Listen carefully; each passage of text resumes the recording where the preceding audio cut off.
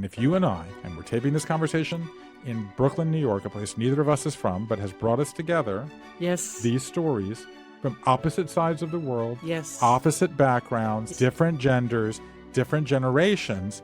We've come together. And if you and I were to go arm in arm and walk 10 blocks in any direction from this studio, and we would say, what's going on in your life?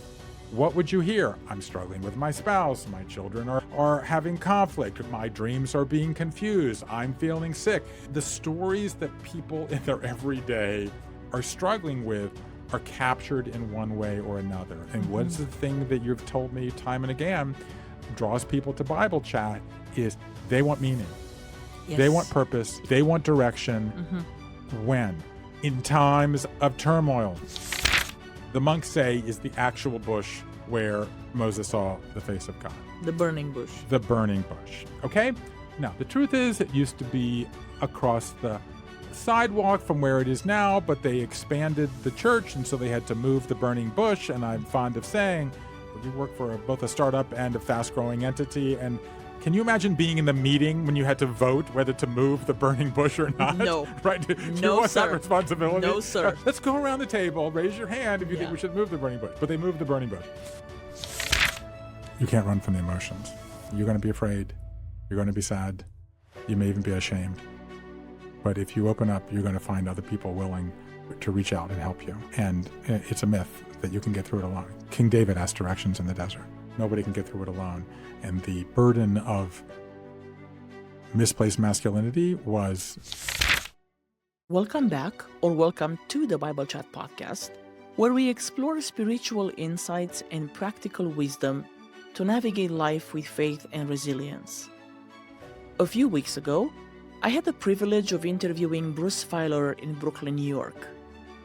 Bruce is a 7-time New York Times bestselling author, a 4-time TED speaker with over 4 million views, and the mind behind Walking the Bible, which became a PBS series. From teaching English in Japan, to performing in 501 circus shows, to earning a master's at Cambridge, every chapter of Bruce's life has become a story worth telling. After surviving cancer at 43, when his twin daughters were only 3 years old, he turned his trials into wisdom through The Council of Dads, which became an NBC drama, The Secrets of Happy Families, Life is in the Transitions, just to name a few of his bestsellers. With 15 books behind him, Bruce continues to turn experiences into stories that light the way forward.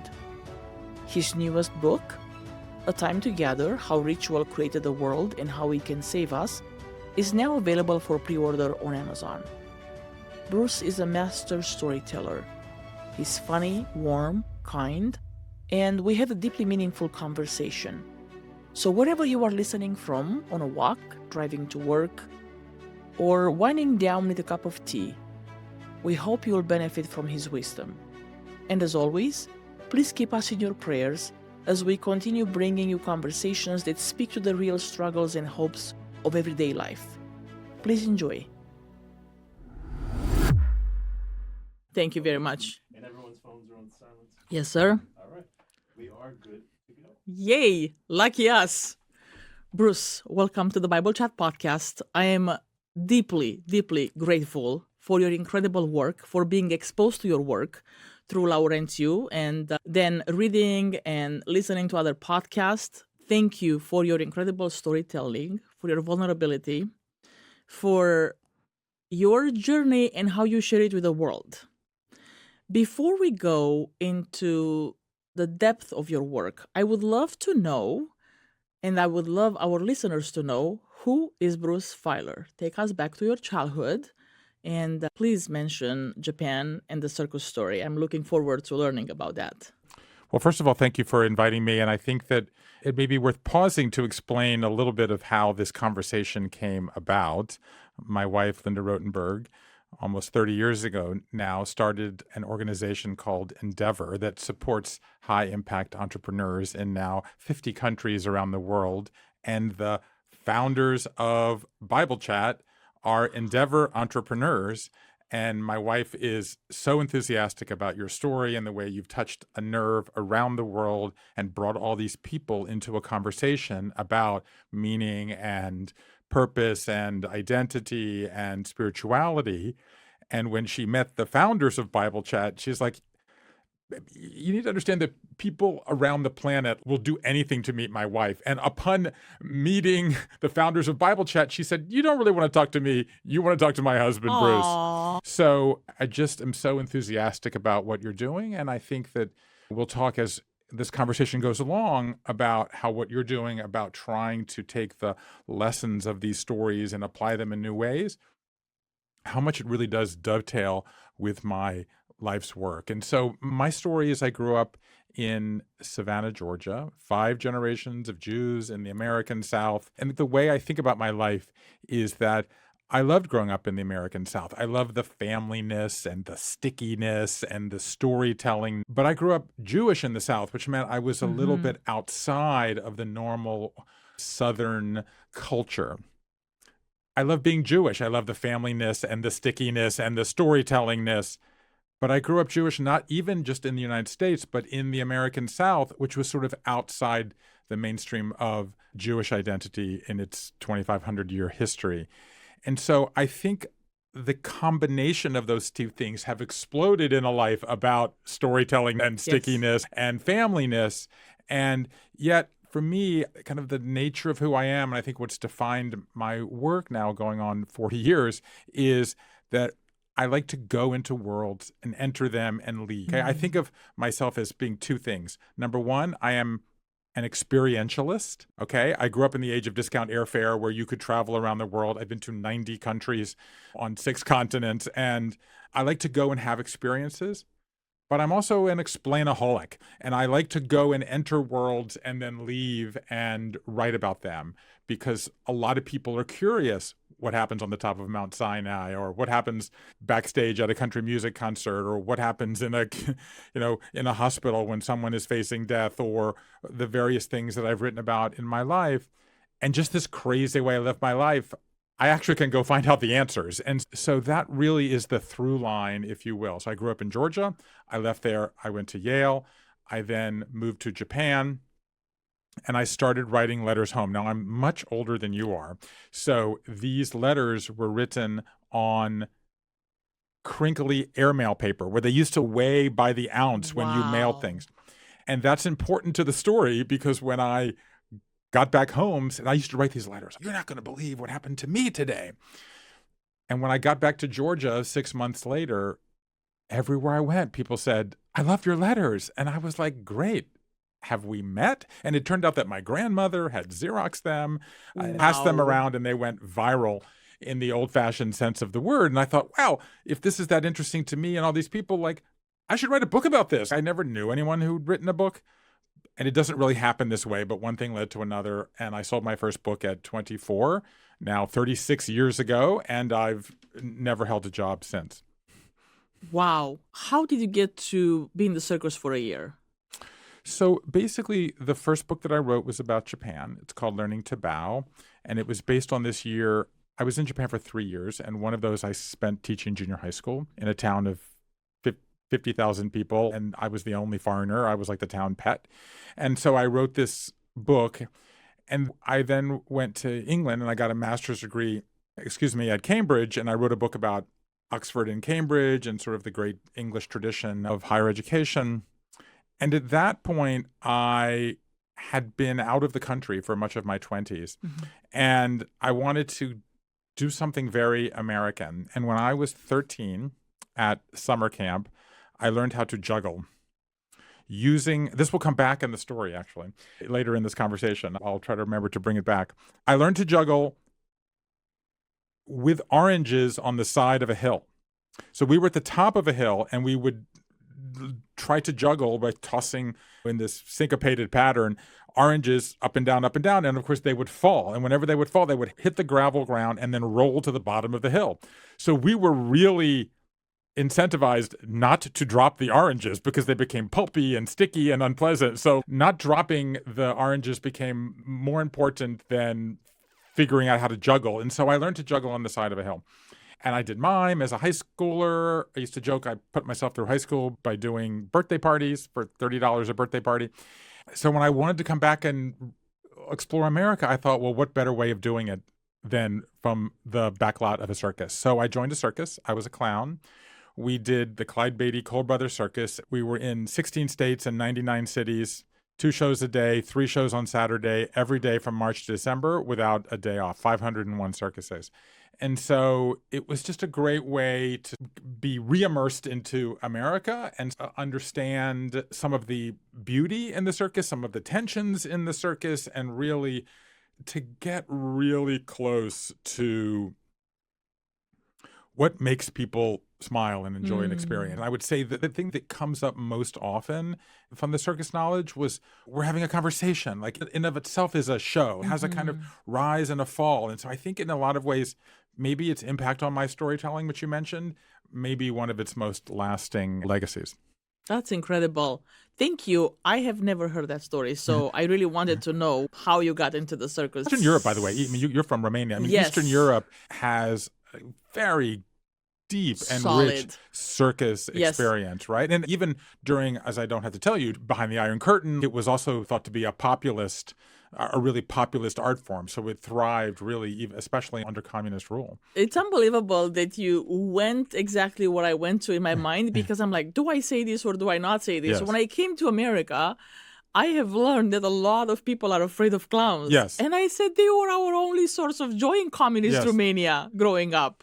Going to the circus was the treat of treats. So what is the circus? The circus is a combination of highly skilled artisans, Yes. tumblers, acrobats, trapeze artists, etc., with animal entertainment. Now, animal entertainment upsets a lot of people today, and so tastes have changed, which is why in the circus, the highest form of act is like the bareback riding, because it's both acrobatics and animals mixed together. And it really Yes. was born in the late 18th century and popularized.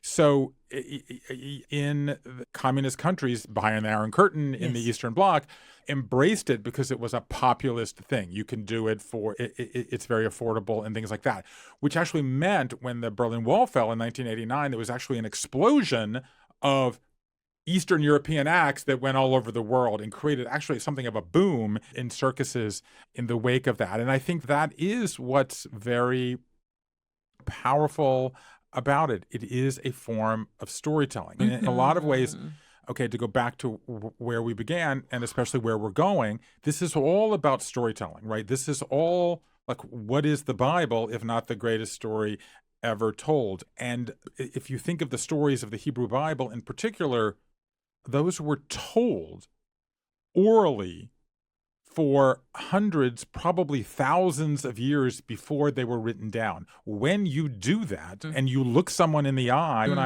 you have to, this is working, this is not working, this is affecting people emotionally, this they're being distant. So one of the reasons that these stories still endure, have power, impact, meaning in a world that could almost not be more different in many ways, is because they were performed long before they were written down, long before they were preached, or a lot of things. And I think a lot of what's happening now, and we'll perhaps get into this conversation with Bible Chat, is that we are separating stories from the form in which they were delivered, right? When I say Bible now, what's going to come to your mind is probably a book. A book.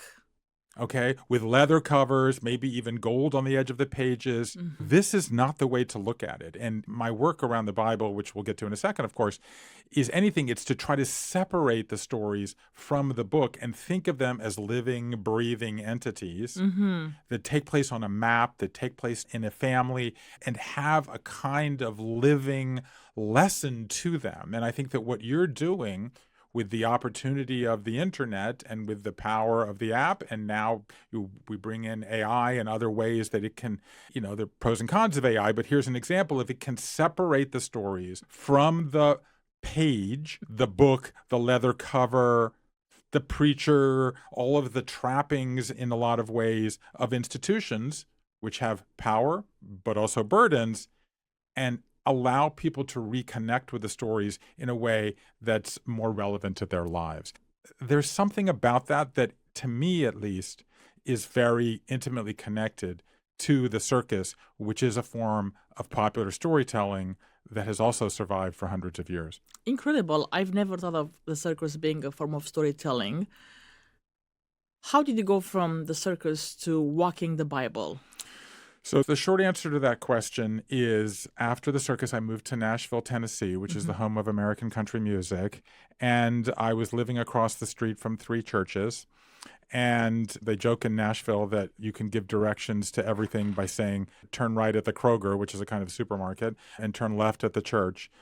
And I realized at this point that I'm a writer and I can't deny it. And if I want to be what country music is a kind of storytelling that's very popular and kind of grounded, but also it's very steeped in a lot of cases in religious language, particularly Christian language. And I realized, I need to be more conversant with the Bible. So I took my Bible off of my shelf, black leather pages, my name stamped on the front. I got it for my bar mitzvah, and I stuck it by my bed, and it sat there 2 years gathering dust. And then I went to see an old friend of mine from Savannah who had moved to Jerusalem.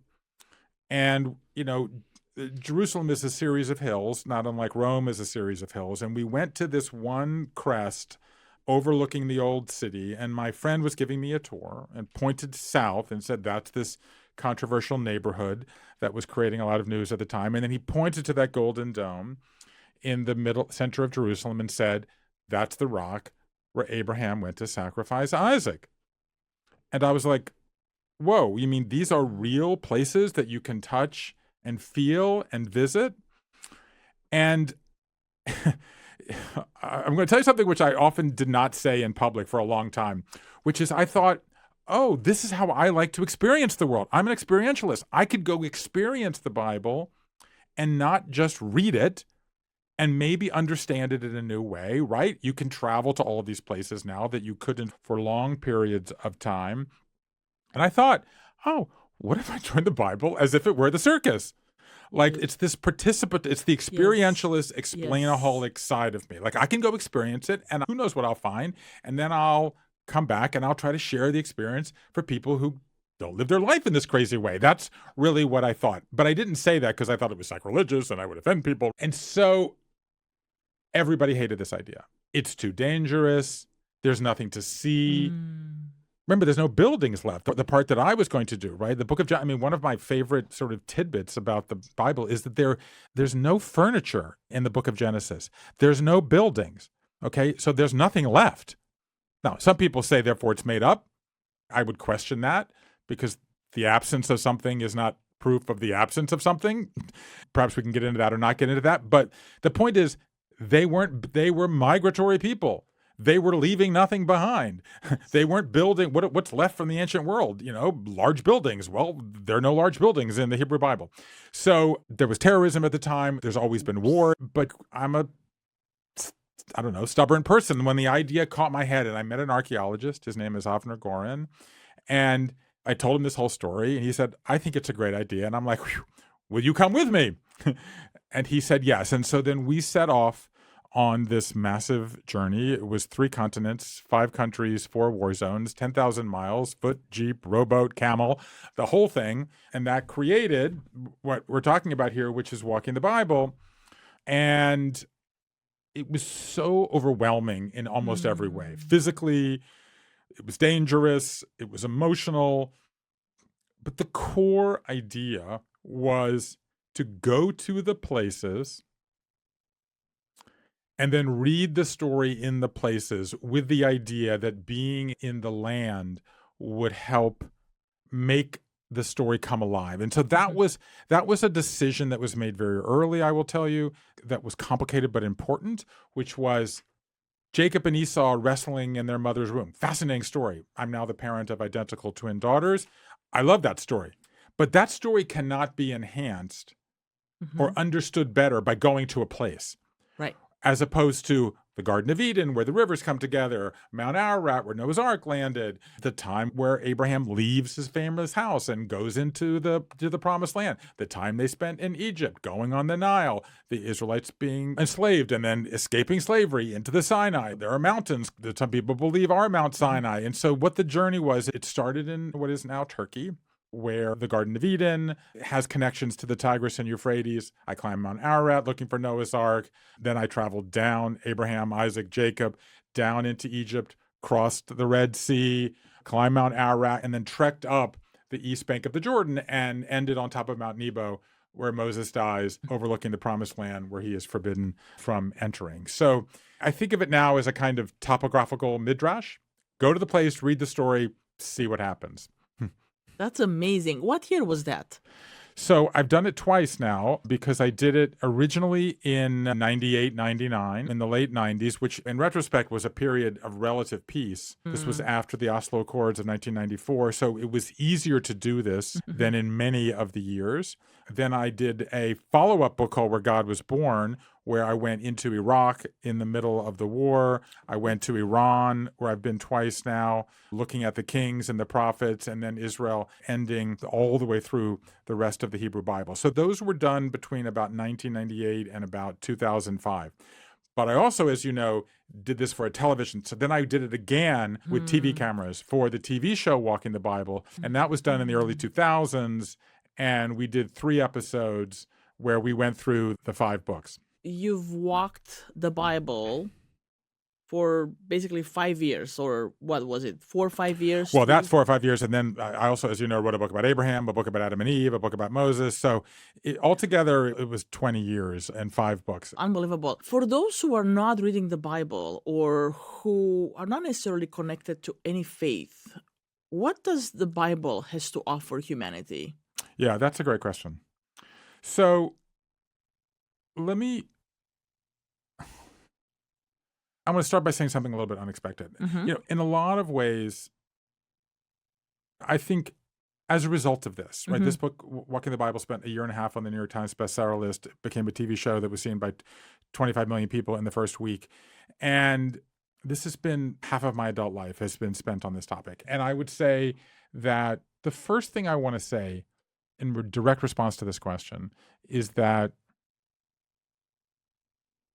the way you phrased that question jumped out. You said for people who don't have faith. In some ways, the most valuable thing I've learned is how to talk about these topics, not through the prism of a denomination, church, a synagogue, a mosque, whatever it might be. To say that these stories have shaped Western civilization in particular, also Eastern civilization, I could argue, but these stories are legacies that belong to all of us. And in a lot of ways, perhaps the most disappointing thing is, but a real thing, is how these stories have been used and continue to be used as a source of division and conflict. Because in fact, they are a legacy for all of us. I'll just give you one example, the story of Moses, which is the story of being enslaved, totally different from how we think of slaves now, but being in a difficult place, leaving that place, going through a period of spiritual wilderness and wandering and exploration, finding the promised land, maybe then being denied the promise. But that is a universal human story. That's the story of the founding America. That's the story of democracy. That's the story of women's liberation. That's the story of liberations of oppressed people around the world. The story of Moses is the story of how to come from difficulty up, get through a period of challenge and to aspire to something. So a lot of what you're doing at Bible Chat is talking about how these stories have a kind of metaphoric, symbolic, spiritual, psychological way. That story, and later in this conversation, we're going to talk about where my work went after this, which is about helping people navigate difficult times and change. Why is Bible Chat working? Bible Chat is working, I would argue. There's a lot of technical reasons. There's a lot of entrepreneurial reasons. There's a, liberation that happened in Eastern Europe. There's a lot of background reasons, but the core reason is that the stories have a relevance not in buildings, not in leather pages. Okay, not in bookstores and denominations and used to police your behavior, whatever. They have universal story, and that I think is because they were told for so long before they ever got written down. In part, okay. So I think number one is that the stories belong to everybody, and you can talk about them in a way that. When I first started this idea, I thought, oh, no one's going to want this from me. I don't know all those languages. I don't know ancient Aramaic. I don't know ancient Greek. I'm not trained to be a religious leader. And I now think that is the reason that it worked. Because if you think about the way religion works, how does religion work in a lot of ways? Come to a building at the time of the building's choosing, sit in a pew in uncomfortable clothes, quietly, mostly, while some esteemed figure stands on a mountaintop, lectures, looks down on you, and lectures to you from a book that's been closed for 2,000 years. Nothing about that is how people encounter the world. They don't want to go to a building. They want to do it wherever they are. They don't want the building or the board of the building to tell you what time you have to do it at 11 a.m. on Sunday morning or Wednesday night at 6 p.m. with spaghetti supper. Forget that. People have everything they want to do it where they want to, when they want to. They don't want to sit quietly. They want to engage it themselves. Okay? And they don't want to say the truth is contained here. They want to interact with it. That is the opportunity. And that's what you're tapping into. I tapped into it 25 years ago, not knowing. Walk the Bible will turn 25 a few months after we're taping this conversation. So I didn't know that was happening, but that's what I discovered, that I was sort of a beneficiary. That people want it. They can do this in their pickup trucks. They can do this in their bed and before evening. They can do it with their friends. They can do it with their children. The stories. So the number one thing I learned is that the stories belong to everyone in all places, and we need to talk about them in a new way. That's the first thing. And then the second thing I would say is it's not a book, it's a map. Ooh, tell me more. So I'm going to geek out for a little bit on geography. Geek away. Okay. So for those of you listening, I'm opening my arms very wide as if I'm going to give you a hug, as happened when you and I met today, though we've been talking for a few months. So I've got my arms open like I'm going to give you a hug. The left arm here, this is the Fertile Crescent. The stories begin around 4,000 years ago, okay, in what's called the Fertile Crescent. Okay, the upper arm of the Fertile Crescent, the northern arm, if you will, is my left arm in this image that we have here. That's the Tigris and Euphrates rivers. They begin in Turkey, they pass down through Iraq, and then they pour into the Persian Gulf. Okay, that's one arm of it. The right arm, the lower arm, the southern arm, that's the Nile down in Egypt. Okay, and that actually begins in Central Africa, flows north, one of the few rivers that flows north, and then pours into the Mediterranean. Okay, and then the middle, the torso here, that's the Promised Land. That's Israel today, that's the Palestinian territories, that's Syria, that's Lebanon, etc. So this is the landscape in which these stories begin, okay? My father was a real estate developer. I think of this in terms of, to be a little bit American here, in terms of an American shopping mall. And the way an American shopping malls used to be designed, they would have what they called an anchor store, like a big department store on one side and a big department store on the other. And then all the stores in the middle were vulnerable, and you needed those anchors to get people to come. That's how every supermarket on the planet is fit. You've got the fruit on one. People want bananas and they want milk. Okay, so the way the supermarkets are set up, you got the bananas on one side of the store and the milk on the other side of the store to get you to walk from one side to the other. So that's how the stores are designed, and that's how malls are designed. That's the Fertile Crescent.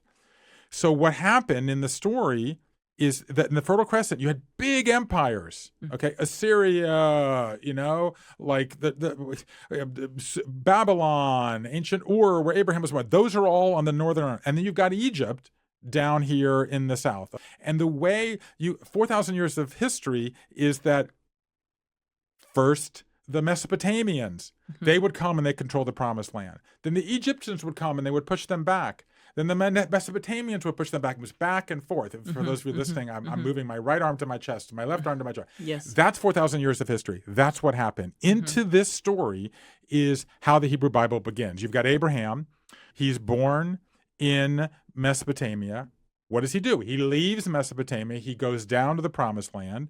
Abraham, Isaac, Jacob, Jacob's son Joseph goes down to Egypt. Abraham goes to Egypt too, but we'll keep going. So Abraham, Isaac, Jacob goes down to Egypt. The Israelites are enslaved for 437 years.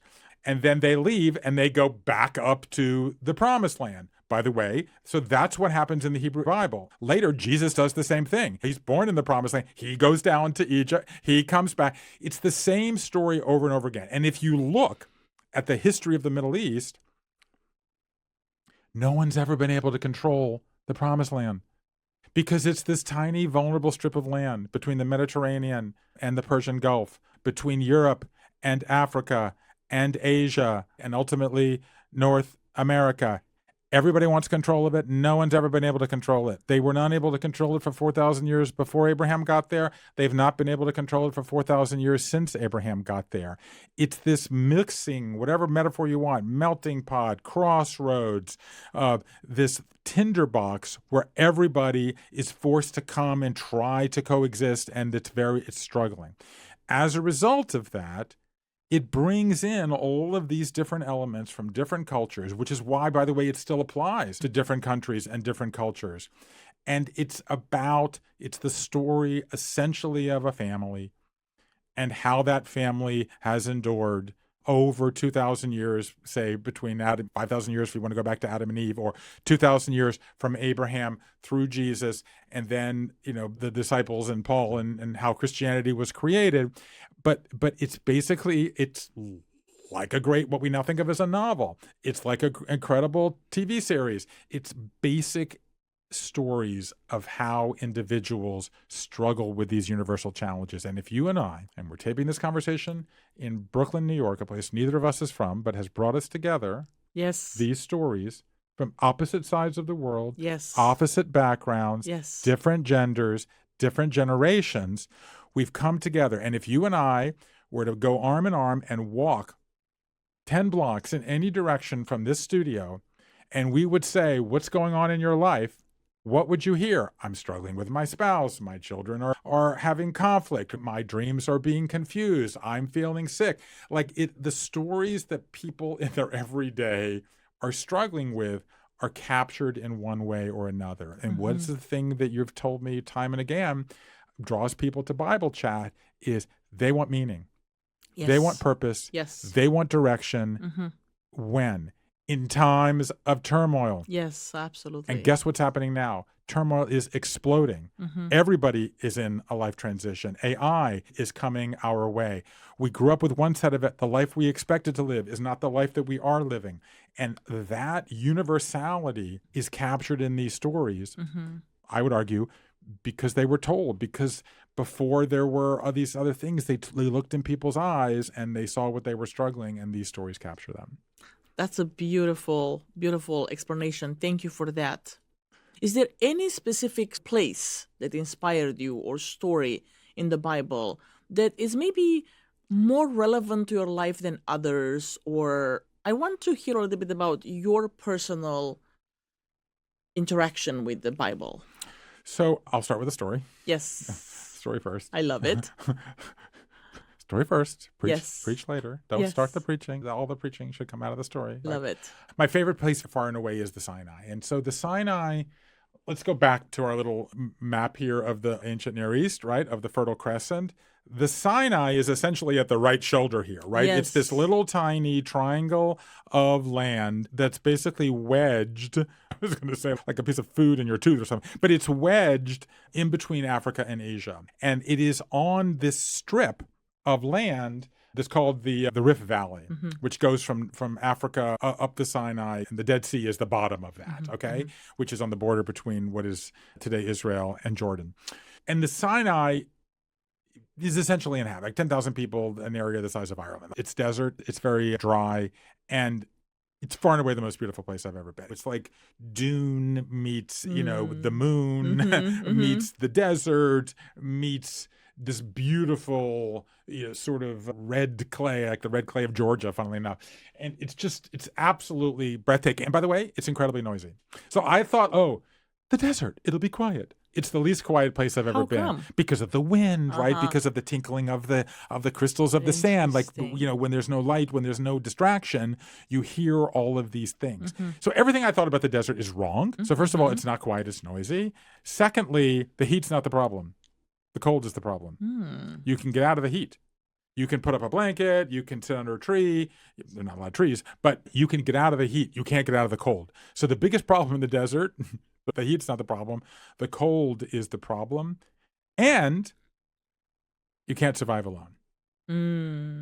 There's a moment where King David is wandering in the desert, and he has to ask someone for direction. He's the king, and he has to ask someone for directions. You cannot live in the desert alone. And it begins to sort of mirror your soul, because it's sort of, think about all the trendiness now around meditation. It's like empty your mind, right? Slow down, get the noise, the digital saturation out, and just that's what the desert does, right? You can't escape the heat and you can't escape your feelings, because by definition, it brings out all of these things that are inside you. In the mountains, in the south of that, is a mountain that for basically 2,000 years, people have believed to be Mount Sinai. And early Christian hermits who wanted to escape started living in the caves of this part of the Sinai in an attempt to kind of mirror the life of Jesus and get closer to God. And the Greek Orthodox Church built a monastery called St. Catherine's Monastery. It's just this incredible place where for 1,500 years, they've been holding services 5 times a day in ancient Greek. And I was able to stay there. That's beautiful. Okay, I'm going to indulge in one more story. So there's a small number of pilgrim residences. There's about 12, 14 at the time. There was an American living there named Father Justin, who's still there.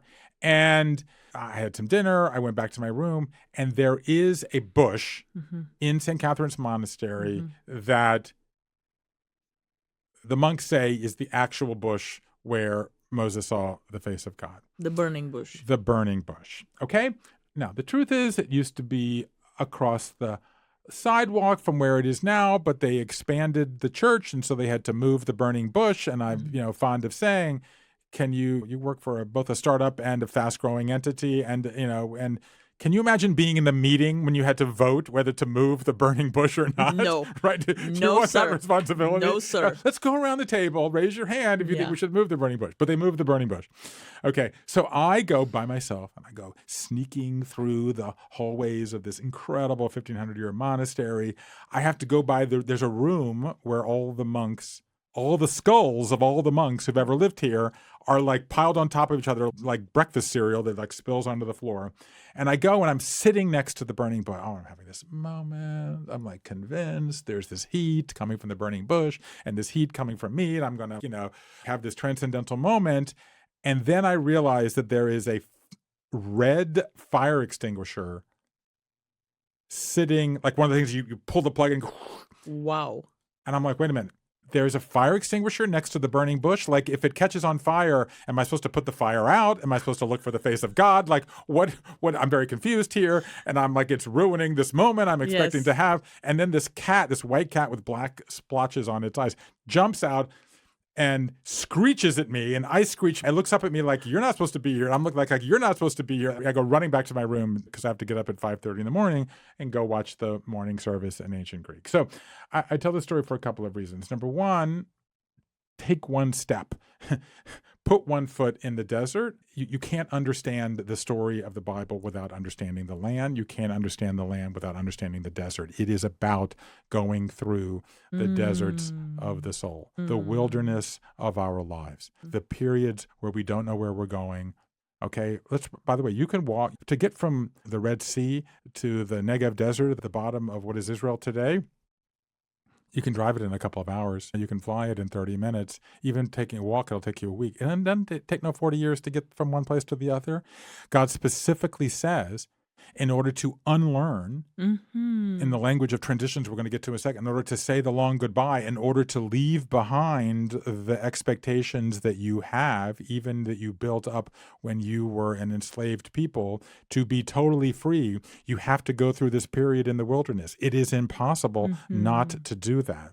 This is the fundamental human story. So my time in the desert in effect, set up what became all of the challenges in my life that have followed and all the work that I have done to take these stories and now it turns out a bunch of data that I have generated by analyzing life stories in order to help people figure out what direction they want to go. Mm-hmm. Because the place you want to go when you leave the desert is almost assuredly different from the place you thought you wanted to go when you entered the desert. Wow. Let's come back to this later, but Okay. this I didn't realize by me asking you what's your favorite story and what resonated most with you that you will actually take us to our next question. You had to hear the dreaded C word. Tell us about how old you were and what was happening at that time in your life and what came out of that. So I'm going to bring in a new idea to this conversation, which is exactly the topic we've been discussing, but not using this language. I think of my life now, the years of my life we've been talking about, as a kind of linear life, like kind of a straight line, almost the fantasy of the kind of life that we want to live. Like I grew up in Georgia, I went to college, I went to Japan, I figured out what I wanted to do early in my life. I did it for no money. Then, as we've been discussing with Walking the Bible, this is a book that touched people, tens of millions of people around the world. I got married, I had children. That's the fantasy. Boy, Right. like if you could describe something, you would have it at the bottom and then it would be boom, like a direct upward slope in entrepreneurship in the worlds that you travel in and I travel in some ways. They call that the hockey stick. Like it's the bottom of the blade and then boom, it's the handle in your life. That's my life. So my default, let's just say at 40, I was on top of the world professionally. I was married. I now had identical twin daughters. That was the linear fantasy. Then my life blew up. So first, I had financial troubles because this was the recession, and my biological family that I grew up in had some financial problems. And then I got cancer. I was 43 years old. I had 3-year-old twin daughters, and I learned, and here's where you talk about the oldest stories ever told. The cancer was in my leg. Oof. I had a 9-inch osteogenic sarcoma in my left femur. It's the largest bone in your body. 800 Americans a year get an osteogenic sarcoma. 85% are under 21. It's a pediatric cancer. I was one of 100 people who got that in this country in 2008. But let's think about it. I was the walking guy. Mm-hmm. And suddenly I couldn't walk. Mm-hmm. You can read a lot of Bible verses, you can read a lot of poetry, you can read a lot of philosophy and not come up against a story that seems to have more symbolism that's awesome and painful to behold at the same time. Mm-hmm. So I was facing a treatment that involved basically 6 months of chemotherapy, then a 17-hour surgery, which involved doctors removing my left femur, replacing it with titanium, taking my fibula from my calf and relocating it to my thigh where it now lives and removing half of my left quadricep. That's your thigh muscle. This surgery was so rare, only 2 people had ever survived it before me. And my reward for surviving it was to go back and have another 6 months of chemotherapy. Basically, I was on crutches for 2 years, back to not walking. I was on a cane for 2 years after that. But basically, when I got this news in the summer of 2008, I thought, this book had been out, right? Where God Was Born had been out. I think Abraham had been out. My book about interfaith relations. I think that I just finished my book on Moses called America's Prophet. And I thought, you know what? People will be sad, but I've lived a full life and, I've left something behind. My wife, she would be devastated, but she's a very upbeat person. She would be able to go on with her life. I thought of my children and that they would grow up without a dad. They would not have my voice. And maybe because I'm a writer and a storyteller, I woke up 3 days later with this idea, and it came to me fully formed that I would ask a group of men, male friends, to be kind of surrogate, my voice in surrogate for my children. And it was specifically men. It was specifically from across my life, and that I would call this group of men the Council of Dads. And actually, sort of like walking the Bible is one of the ideas I've had in my life that just came to me, fully formed, the idea, the name, the whole thing. And so I did. I asked, it ended up being, kind of a situation where I wasn't going to tell my wife. And then I told her a couple of days later, and she loved the idea, but she hated my friends. And so she was like, I'm not going to go ask that person for advice, or like, he's great, but, he's not coming near our children, right? So it became a very efficient way to figure out what my wife thought of my friends. So we sort of had this big negotiation. We would pick men, certain ones, they would be different parts. She would get to approve them. And I formed this thing called the Council of Dads, and I wrote a memoir about it called the Council of Dads, which later became a television series in Hollywood. And yet again, being in the wilderness, you use that word vulnerability at the beginning, telling the truth, and then reaching out to these men and saying, what life lesson would you give to my children? Ended up tapping into this nerve that this is a great fear that people have of leaving their children behind. And that was whatever it was as we sit here today, 17 years ago.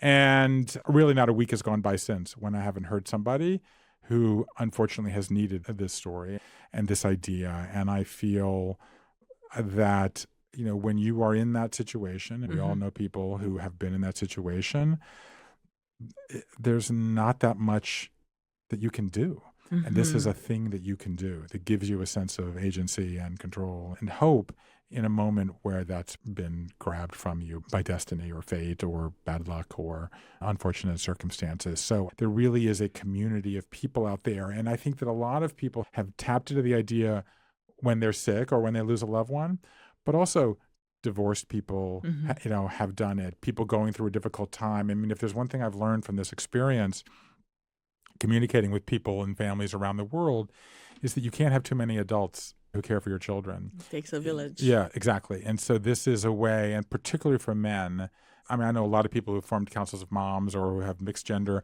but especially for men for whom vulnerability, intimacy are challenging, this opportunity of inviting people into the most sacred spaces of your family, it turns out to have been a thing that a lot of people were looking for, that again, I did it out of need and want and desire and fear, but it has brought hope to a lot of people.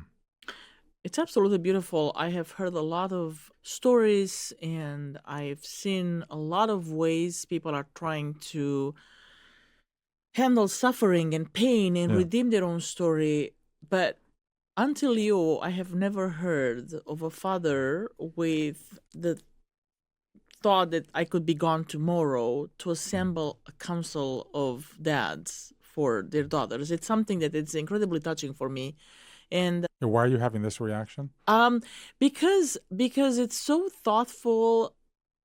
Obviously, every parent loves their children and wants to give them their best. But I think it's very touching the way you thought to your daughters are losing their father, but you want to gather the people that you trust, the men that you trust in your life, and to entrust your daughters to their care and to think that far ahead in such a beautiful way, and to be so vulnerable, to ask for help in that manner. I think it's absolutely beautiful and inspiring, and no wonder the world reacted the way it did to the book.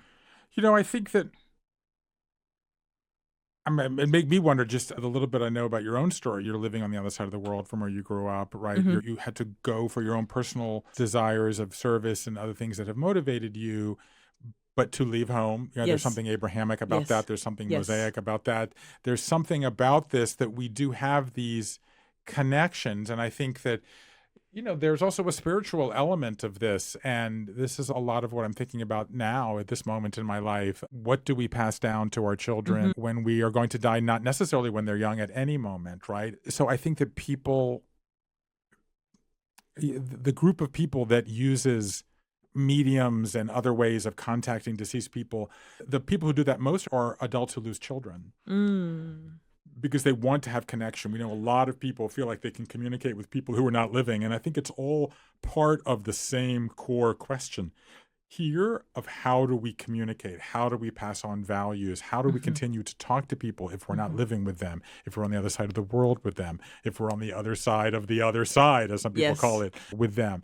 And so I think that when you are going through challenging times, You want wisdom beyond what's in front of you. Mm-hmm. That's what's bringing people to Bible chats, what's Mm-hmm. bringing people to communicate with a divine in some way and to try to get wisdom from Mm-hmm. those beyond. And so I did it by instinct, both with Walking the Bible and with Council of Dads. It was just this thing that I felt, but now I've thought about it a lot. But I think the core urge here is how we communicate when we're not in front of them and when we are in difficult times. The idea was when I'm in a difficult time to communicate, but also when my children would be in a difficult time and they might wonder what I was thinking, how we can communicate and find strength and find wisdom from others Mm-hmm. when we've lost our way Mm-hmm. for whatever reason, Mhm. because I would love to make that not happen to my children like any parent, Of course. but it's going to happen. Yes. Thank you. Maybe you can share with us, Bruce, some of the lessons from Council of Dads. So I'll do three quickly from Council of Dad. Number one would be my friend Ben. There are actually two Bens, but my adult friend Ben is a writer and is in the TV and film business. And basically, I had these meetings with these dads. And my wife, Linda, joked that I was like friend marrying them. There was like champagne, flowers. And I was like, would you be in the Council of Dads? And I remember the first time I asked my friend Jeff, and he was at the end of this whole thing, I told the whole story, and he said yes. And I was like, yes? He's like, yeah, you asked me a question. Would I be in the Council of Dads? I'm like, it never occurred to me you would say no. Anyway, so at the end of these conversations, I would say, if you could leave one lesson, and the book, The Council of Dads, is a series of life lessons from these dads. And my wife carved it on a table. And so I ate breakfast on this table this morning. The Council of Dads table, we call it. Now my kids are older. Do we have to make another one so they can each have one? Anyway, okay, I'm rubbing my hands together. The three that came to mind. Number one, live the questions. Don't live the answers. I'm not saying don't care about the answers, but kind of don't care about the answers. The questions are more important than the answers. And having that curiosity and being open to learning and growing from an experience, that's great. So that's number one. Number two, and I'm so glad you asked this question because it looked like you weren't going to, always learn to juggle on the side of a hill. Always learn to juggle on the side of the hill. That goes back to me with the oranges, right? Like another way I say this now, which is not in the Council of Dads, but if you're going to make the pose, make the pose. Like if you're going to do something, go all in. Expose yourself. Be vulnerable. That's the entrepreneurial thing. Mm-hmm. You may fail, but if you're going to fail, fail greatly. If it's not going to work, maybe you can't juggle. I believe I can teach anybody to juggle in 15 minutes. But do it on the side of a hill. Do it with the risks, going all in, where if it doesn't work, you got to keep running after the thing and the oranges become pulpy and you're not going to learn. But do it. Make the pose. Mm-hmm. And then the last, at the end of this year, almost basically the year anniversary of when I was diagnosed, we had Father's Day. I was still on crutches. My hair had started to grow back from the chemotherapy. And we're sitting here in Brooklyn. I see all around us are these little stickers of the Brooklyn Bridge. Mm-hmm. I was like, let's go walking across the Brooklyn Bridge. Okay. So my girls were 4 by this point. I was on crutches, which meant I was walking slow. And the girls were going ahead, practicing these like rock star poses. And I was behind. And I was the kind of person who hurried a lot. Mm-hmm. And then suddenly I couldn't hurry. And I realized that I was like never, maybe I shouldn't say this, but I was never nicer than when I was on crutches, because you have to go slower. You have to look people in the eye. You notice people who are also struggling in some capacity. You have a kind of compassion. And 200 years ago in France, there was a kind of men of leisure who used to, in order to show that they were leisurely, would take strolls in kind of the new middle class developing of Paris. And to show that they were in no hurry, they would take a turtle for a walk. Wow. And let the turtle set the pace. And so what I felt and what I learned and what I experienced and what I said and later what I wrote from the top of the Brooklyn Bridge is my favorite thing I've ever written. Of the millions of words that I've published, and even in this conversation, the tens of thousands of words I've already uttered, is take a walk with the turtle and behold the world and pause. Whatever you're doing, if you're listening to this conversation or watching this conversation, take a walk with the turtle. Pause. Mm-hmm. Go slow. See something that you don't normally see. We play every Friday night when we light candles with our children when we're all together. Now they're off in college. But when we're together, we light candles and we play something that we call the noticing game, where everybody has to say something that they noticed in the course of the week that they didn't tell anybody. Beautiful. take a walk with a turtle and behold the world in pause. Beautiful. Thank you. Let's talk about your next book and some lessons from there, please. So basically, I was running all over the world, and suddenly I had to be home. And I have this adventurous, anthropological, study everything, read everything, try to learn everything. And suddenly I couldn't leave my house. So I was like, oh, I'll apply this energy to my family. They weren't entirely always welcoming of this. But I spent years now experimenting with things you could do around the house and to make your family function better and not be focused on your personal happiness, but on the happiness of your community. I wrote a column about this for 10 years in the New York Times. I wrote a book called The Secrets of Happy Families. And I would say, if I just take the 3 lessons of high-functioning families, is that they, number one, they adapt all the time. Mm-hmm. And this is so relevant to what I'm doing now, understanding, and everybody is struggling with now.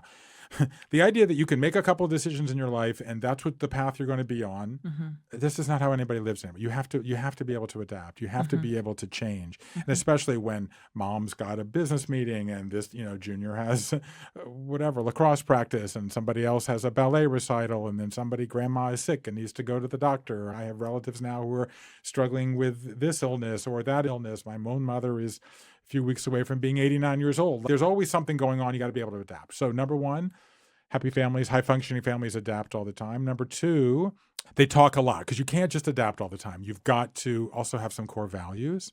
Yes. So I talk a lot in that book about writing a family mission statement, having weekly family meetings. As an extended family, we have quarterly family meetings, the family I grew up in. You need ways that you can talk about what's important to you, who you are, what's your story. And then you need to go out and play. You need to have positive experiences. It might be movie night or game night or traveling or hiking or gardening or cooking or whatever it is. Do things that remind you of what you have in common and what holds you together. Okay, rituals are very good. As you know, I've just written a book about rituals, which we can talk about at the end of this conversation. But you need things that hold you together because there are going to be things that pull you apart. And you need to go back to those things that hold you together. Would any of these be applicable to single people with their friends maybe, or? Absolutely. I think that gets to the ritual. We can talk about that a little bit later. But we need... Let's go back 4,000 years, 10,000 years to the origin of this story. People were living, they were wandering from place to place. What did I say about the desert? You can't live alone in the desert, right? So they were in these groups. And what was novel for them? Individuality. You can imagine in that context how you wanted to be more individual and you wanted to not have everybody in your business and everything all the time, right? The bedroom as a private place is only 200 years old. Houses didn't have bedrooms. People shared the same room, right? So individuality, you can understand why individuality was something important. Now we've got the opposite problem, okay, which is that we are too individualistic. We're being pulled into our phones. We're constantly, these devices are trained to get us to look away from other people and look at them. That's what they're built to do. And that's what the algorithms do. Feed you what you want, feed me what I want, and don't feed both of us together. So now what we need is ways to combat that. And the way to combat that is to go back to what they were doing a long time ago, which is rituals of connection, okay? Which is things that will bring us together. And the natural way to do that is whenever in your life you have some wobbliness, go get together again. So if you've moved to a new place, if you're leaving a job, if you're starting a job, if you have an illness, if you wondering, and this is what's happening, we're turning away from traditional rituals, but we're making new ones that will bring us back together.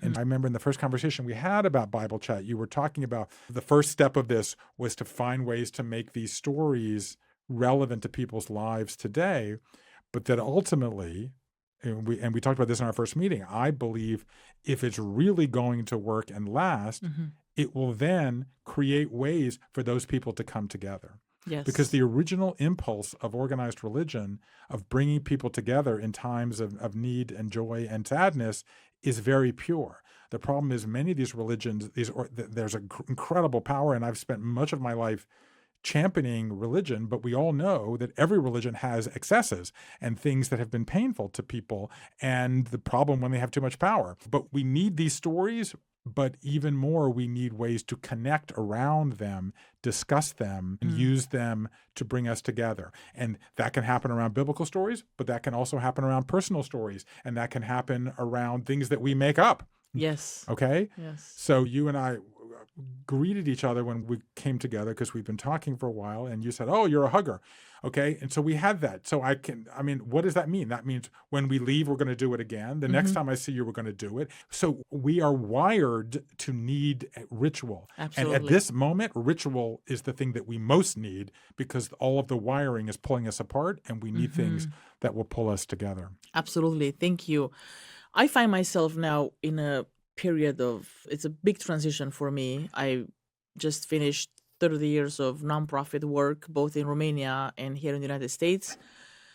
And I've always been in very organized, in an office with structure and so on and so forth. And all of a sudden, I'm in this entrepreneur era of my life, which is like, how did I get here? And what a privilege.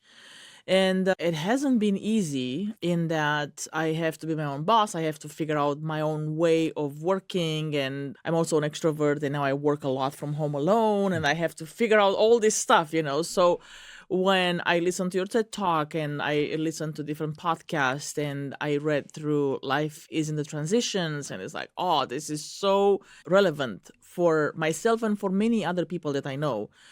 So will you please walk us through that book and the 7 tools you give us, and how did that book come about? So the book came about in that period I mentioned before. I mentioned that I had a linear life, and then suddenly that linearity blew up. I had some financial problems. I got cancer. What I didn't mention, but as you know, from the book Life is in the Transitions, from that TED Talk, which has more than 2 million views around the world, is that my dad got Parkinson's in this process, and having never been depressed a minute in his life, got very depressed, tried to take his own life 6 times in 12 weeks. And so suddenly my linear life is dead, and I was a storyteller, and I didn't know how to tell my story. And when I did, I found that everybody goes through these periods. And I was like, why is no one talking about this? Why has there not been a major book on life transitions since 1979? And I called my wife one day, and I said I wanted to do something to help. And what I did was create something that I call the Life Story Project. And in the last now 7.5 years, I have collected and analyzed 500 life stories of Americans from all ages, all backgrounds, all walks of life. People who lost homes and lost limbs and changed careers and changed religions and got sober and got out of bad marriages. And I've created this massive database. Now, Stanford University is now taking these stories and writing a large language model and creating some AI, which is what you guys are doing at Bible Chat, in order to try to have even more learnings from these stories. And what I learned is that the idea that we're all going to have one job and one relationship and one home, one identity, it's deader than it's ever been. And it's been replaced by what I call the nonlinear life, with many twists and turns and ups and downs. And this life involves many more life transitions. I mean, my data show that the average person goes through what I call a disruptor 3 dozen times in their lives. And a disruptor could be as small as a fender bender or as big as moving across the other side of the world. And most of these we get through pretty well, but 1 in 10 becomes what I call a life-quake, which is a massive burst of change.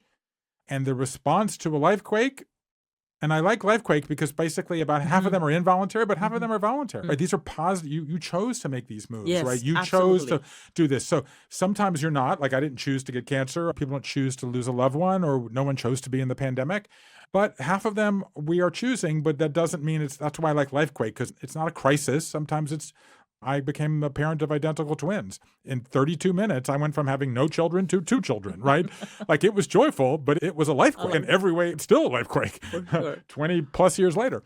But the last point of it is that transitions are a skill that we can and must master, because my data show we go through 3 to 5 life-quakes in our lives, and their average length is 5 years.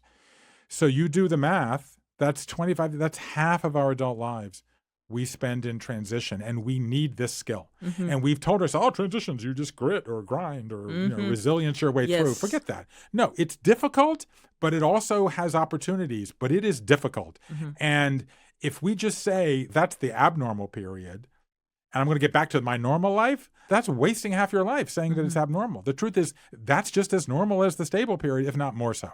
So you're not alone. I'll look in the camera. You or someone you know is going through a life transition right now. If you're not in one, congratulations, go help someone who is, because you're going to be in one soon and you're going to need the help. So that's just the reality of where we are.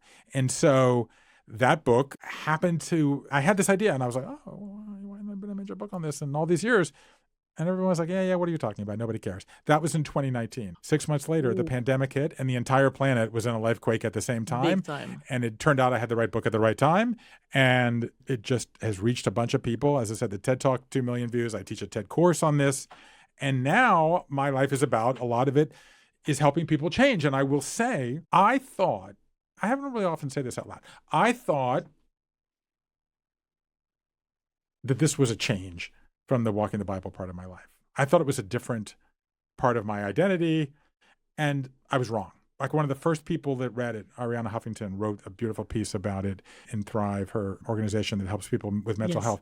And she was like, this is a spiritual guide, and it's a reminder that the oldest stories, Abraham leaving his father's house, going into the promised land, the Israelites leaving enslavement, going into the wilderness, okay? The Israelites going off from Jerusalem, being put by the rivers of Babylon where they wept. Yes. Jesus going into then Jesus dying, and Paul on the road to Damascus. All of these stories are about people who leave stable places, go into, what's the story of Moses, Jesus, and Muhammad? What do they have in common? Someone's in the civilized world, they go into the wilderness, they have a transformative experience, and then they come back, and then they tell the story to other people. It's the oldest story, and it's the story that every one of us is living in one way or another.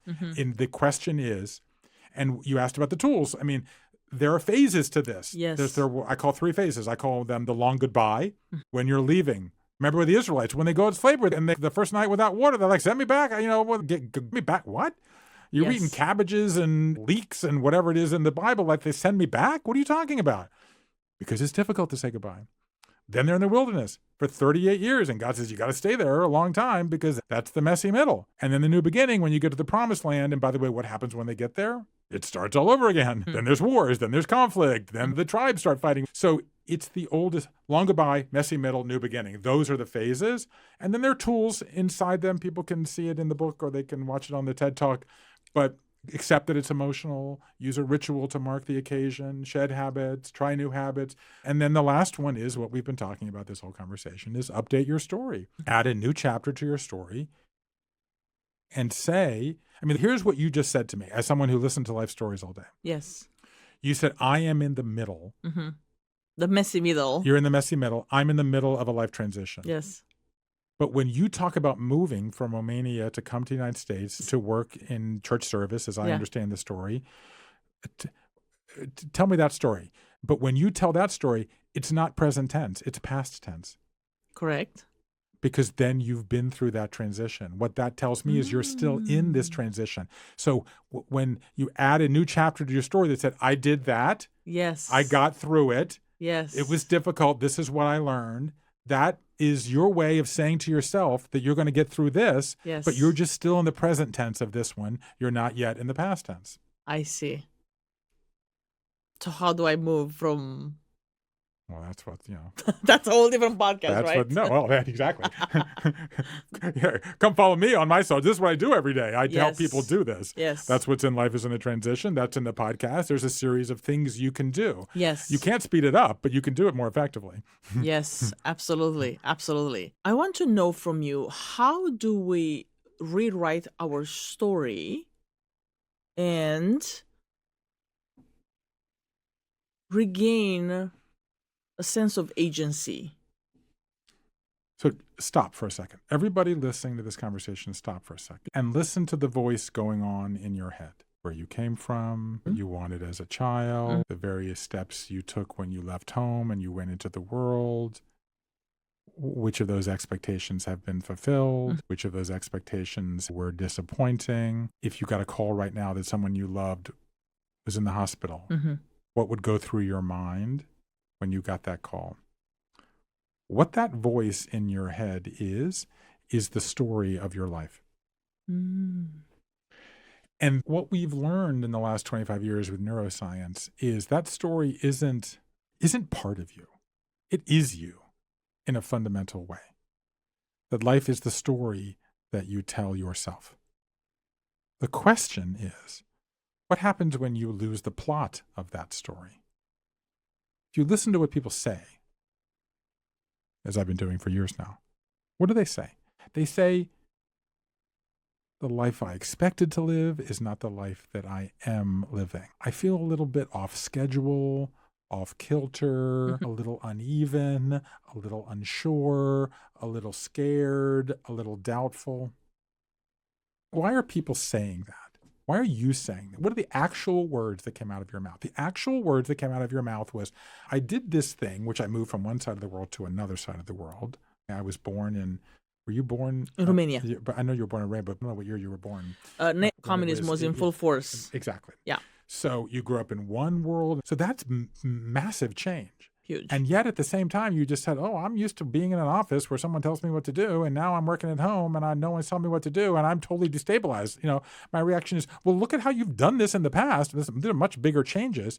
But why? Because we grew up with expectations of linearity. I'm going to go to an office. I'm going to do this thing. My hockey stick is going to always go up. Well, guess what happens? Sometimes the hockey stick breaks or gets lost or is replaced by a lacrosse pallet or a pair of crutches. Okay. And so the question is, what happens when you lose the plot of when you lose control of your story? Okay. And here's the reason that the story part of it matters. Because after all these years, there is no such thing as a meaning of a story. You have to give the story the meaning. Mm-hmm. Okay, what is a story? A story is two things that are connected through time and place. Okay, so a snowball is not a story. Okay. A bloody nose is not a story. Mm-hmm. A snowball and a bloody nose, now that's a story. Yes. Yes. Okay, so did the snowball cause the bloody nose? Did the bloody nose come first and then the snowball came? Like, that's a story. Okay, so we have to take the various different things that are happening to us and weave them together into a story. That's a fundamental part of being alive. And therefore, thinking of it as a story, and this is one of the reasons that the Bible stories have such power, right? Is because everyone says, oh, right, this is what happened to Sarah. Oh, right, this is what happened to David. Or, right, this is what happened to Jesus. Or it's like, oh, yeah, you're not the first to have this happen to you, okay? Or this is what happened in Pride and Prejudice. Or this is what happened on Game of Thrones. Or this is what happened, whatever. These are these big stories, and how do we make sense of them, okay? Which is to say, how do we give them meaning? When they don't have meaning. The bloody nose and the snowball and the bloody nose, they don't have meaning. We have to give them meaning. How do we give them meaning? We have these levers, I call them. Okay? And I call these levers the ABCs of meaning. The three basic building blocks of being alive. The A is agency, okay? That's what we do. We make, create. For many of us, it's our work, okay? The B is belonging, our family, our loved ones, our relationships, the people we, that we worship with, the people we play tennis with, the people that we march in rallies with, whatever it might be. So the A is agency, the B is belonging, the C is a cause, a calling, something higher than ourselves. Yes. Okay, so if you think about these in story terms, the A is our me story, the B is our we story, and the C is our thee story. Okay, we're doing things for me, we're doing things for we, we're doing things for thee. So I'm an ABC. That's my order of these things. If I give you 100 points, okay, so I'm a writer and a creator. I'm probably 40% A. I'm probably 40% B. I'm a very involved family member, a super involved dad. Cause, kind of less important to me. So I'm probably 40, 40, 20. My wife founded a nonprofit.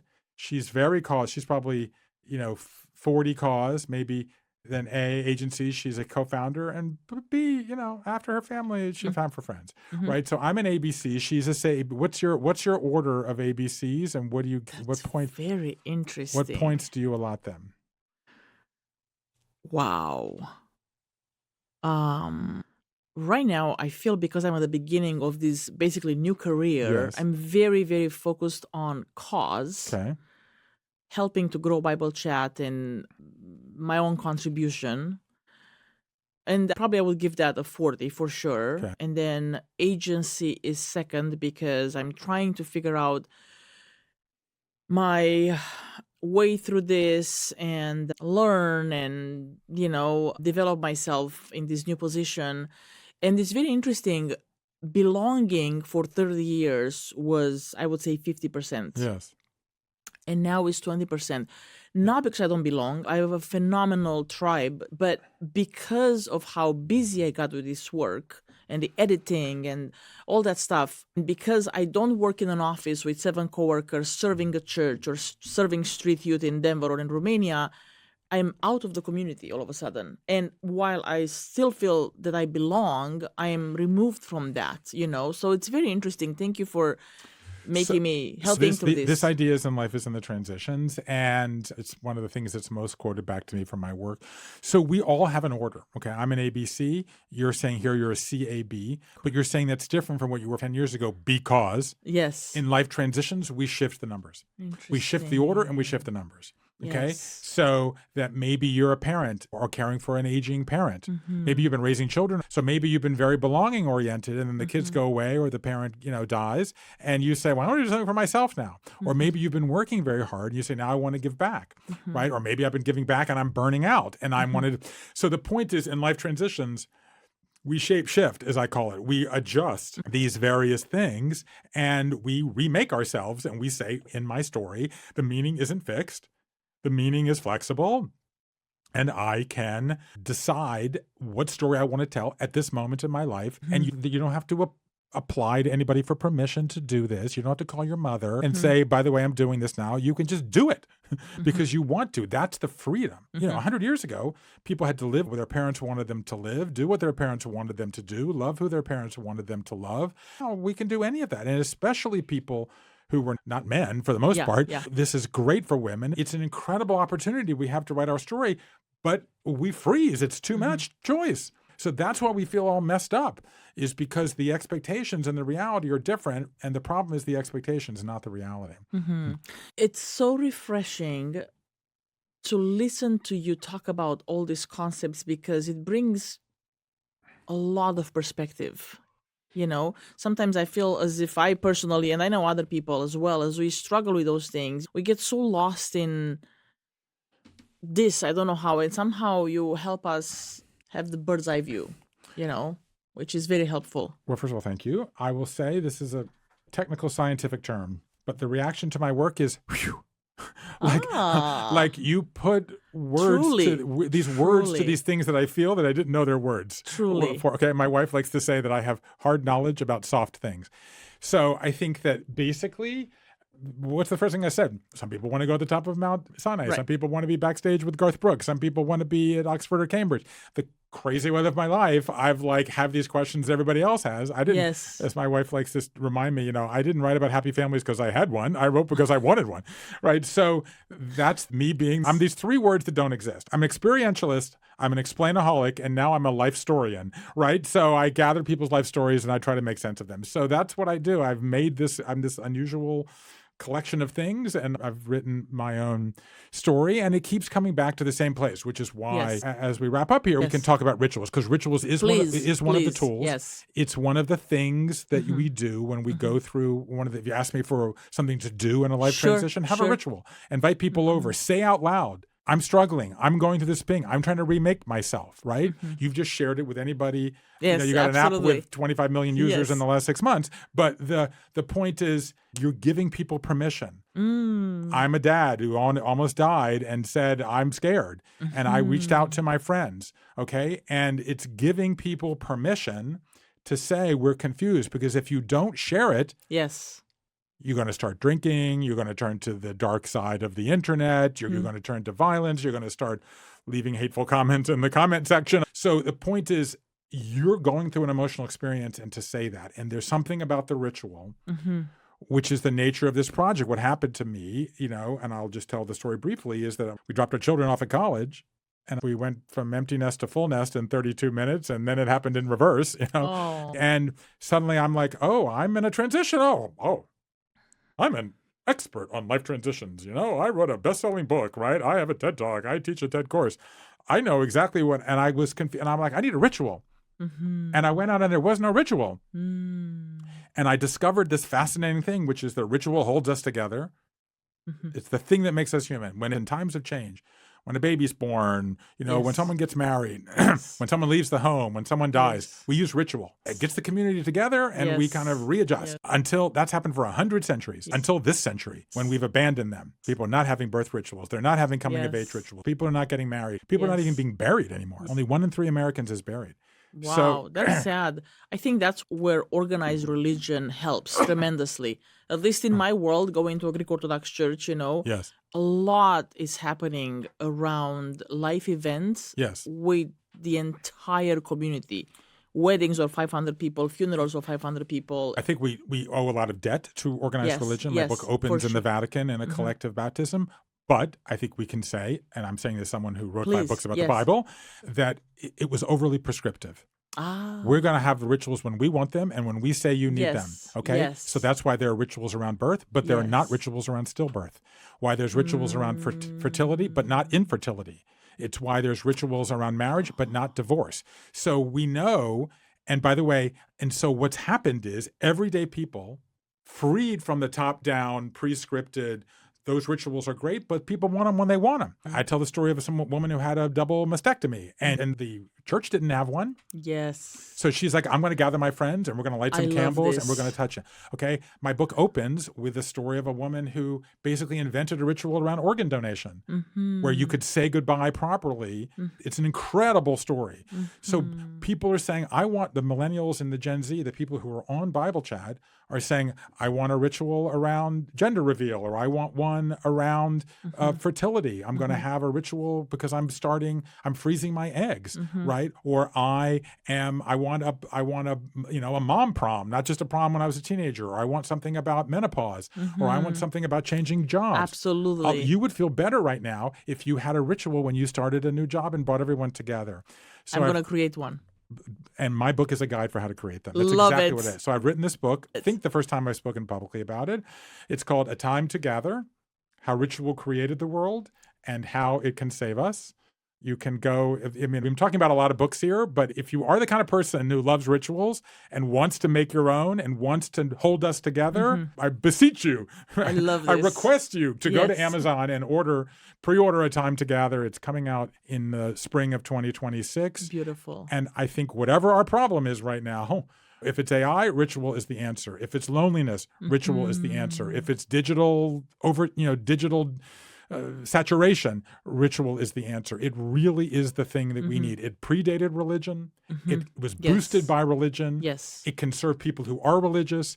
It can serve people who are spiritual but not religious. It is the reason that it's the answer is it's because of one of the few things that bridges gender, generations, religions, non-religions, political party. We all need it, and we need to practice it. And we all need what I call a ritual state of mind to get us in a place of healing, to bring us back together. Thank you. This is amazing. What would you like your legacy to be? I've been thinking a lot about legacy, and it's the basis of a new project I'm trying to get started right now. And because I don't think that we're talking about it in the right way. Because I think that we know that we are passing down things from generation to generation at all times. Some of those are beautiful things. Family heirlooms, life lessons, books, jewelry, physical things, but also emotional values, beliefs. We've also learned recently that we are passing down trauma. There's an incredible body of research in recent years, as you know, about intergenerational trauma. Yes. And that if your family members had difficult things happen to them, this research started with the Holocaust. It went to wars. It went to any abuses that people experienced. And we know that actually enters your genes and it gets passed down, to the next generation. So we have to be aware that we are passing down treasure, but also trauma, beauty, but also pain. And I think that what combines treasure and trauma, beauty and pain, it is story, right? It is, I mentioned this earlier, but I can't stop pain. I can't stop at the top of the hockey stick the cancer diagnosis. I can't stop the pandemic. I can't stop the natural disaster. I can't stop the layoff. I can't stop the fear or the confusion. So if what my work has been about is finding our way through the wilderness, how to survive in the desert, I think a lot about fairy tales, which are one of the greatest, most enduring kind of story that we ever told. The Italians have an expression, lupus and fabula. The fabula is the fable. It's the fabulous life, when everything is perfect, at the top of the hockey stick, when everything is going well. The lupus is the wolf. When things go wrong, when it's difficult, when there's a dragon, when there's an ogre, when there's a monster. And lupus and fabula means, speak of the devil. Just when everything is going well, suddenly the difficult thing will show up. But there's a reason that we tell fairy tales night after night, is it's about when you tell the fairy tale to the child, you want, I remember when I read to my children A Wrinkle in Time, and the girl has jumped from universe to universe to universe, and she gets the dad. And I'd never read the book. I didn't, because it was like a girl's book or something. I didn't read it when I was a kid. And I'm reading it now to my 10-year-olds. And I shut the book one night, and it was a little risky. And I was like, what's going to happen now? Who's going to save the day? And they're like, the dad's going to save the day. And I'm like, yes, but no, that's not right. The dad is not going to save the day. The girl has to save the day. She has to be the hero. You can't make the woods go away. You can't make the drag. You can't turn around and go home, and you can't get to the other side without going around or through or above or below. You have to get past the difficulty. And so what I would like my legacy to be is someone who got through the difficulty, who got around the dragon, who got past the wall, who went through the woods and who got to the other side. Because that's the reason that we tell fairy tales night after night, generation after generation, to child and grandchild and descendant, one after the other, because they make our nightmares into dreams. And that's what I want my legacy, and that's what I want everybody listening to us to take away. Be the hero of your own story. Don't wait for someone else to fix it. Be the hero of your own story. You can't do it alone, because you can't get through the desert alone, but you can't depend on other people either. You have to take control, and you have to write your own story and make your own meaning. Absolutely beautiful. Priceless. A word for men in our world? You can't run from the emotions. You can't run from the emotions. The first tool is it's an emotional experience. Okay, you're going to be afraid. You're going to be sad. You may even be ashamed. But if you open up, you're going to find other people willing to reach out and help you. And it's a myth that you can get through it alone. King David asked directions in the desert. Nobody can get through it alone. And the burden of, misplaced masculinity was be stoic, be quiet, go it alone. And that's a burden of misplaced masculinity. And the burden of misplaced femininity is you're not strong enough to do it. Right? And so I think that both of us have to know both sides of the equation, and people who may be in between, you can't do it alone, but you can add, and you don't need to defer to somebody else. You can together. And that's the only way we're going to get through this. We're only going to get through it together. Yeah. Thank you very much for inviting me. Thank you, Bruce. This has been absolutely priceless. And God's willing, I look forward to more conversations. Thank you for the incredible energy you bring into this world, for how you help us see the world through different lenses. And I'm looking forward to re-listen to this podcast and edit and share your incredible books with all our people. So it's a wonderful community. If anybody wants to reach out to me directly, you can find me on all socials by Bruce Feiler. And I'm in awe and appreciation that you're building this community, and I'm happy to be a small part of it. Thank you so much. My pleasure. Yay, we did it. Thank you very much. I appreciate you so much. It's been such a joy to talk about so many meaningful topics with Bruce today. From the circus to the top of Mount Sinai, from facing cancer at 43 and forming a council of dads, to exploring the Fertile Crescent and the non-linear paths we all walk, his stories remind us that the Bible isn't just a relic of the past, but a living guide for meaning, transition, and connection. And Bruce's parting gift? Take a walk with a turtle and behold the world in pause. Until next time, much strength and prayers for your journey.